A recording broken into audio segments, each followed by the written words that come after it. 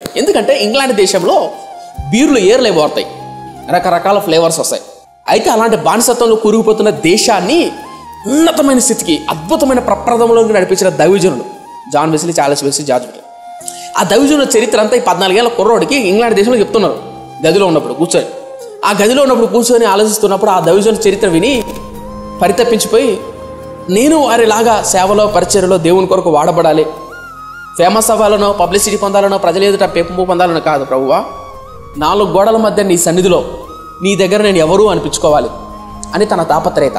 గూగుల్లో మనకంటూ 4 పేజీలు ఉండాలా అని చాలామంది ఆశపడతారు ఇప్పుడున్న జనరేషన్లో.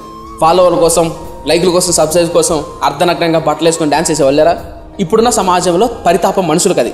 కానీ ఆ 14 ఏళ్ల కుర్రోడుకు అప్పట్లోనే ప్రభువా 10 మంది తెలియాలా, 100 మందిని కానీ కాదు, నేను నీ దృష్టిలో పడాలా, నువ్వు మెచ్చుకున్నా, నువ్వు కోరుకున్న విధంగా నేను బ్రతకాలి, అట్టి కృపను నాకు ఇవ్వయ్యా. మనుషులకు 100 మంది తెలిసినా దేవుని తెలియకపోతే ప్రయోజనం ఉండదు.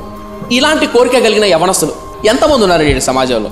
బుక్స్ చదవడం, బైబిల్ చదవడం, 8 గంటలు దేవుని సన్నిధిలో గడిపేవాడు. అద్భుతమైన సేవ చేసిన దైవజనుడు, one of my favourite preacher Leonardo Ravenhill అనే దైవజనుడు.